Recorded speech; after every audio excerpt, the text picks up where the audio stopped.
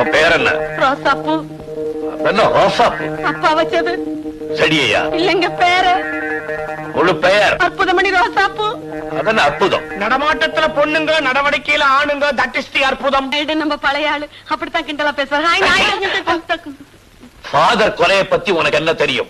அடக்கம் பண்ணிட்டாங்கன்னு தெரியும். இந்த கொலையில நீ சம்பந்தப்பட்டிருக்கேன்னு நான் சொல்றேன்.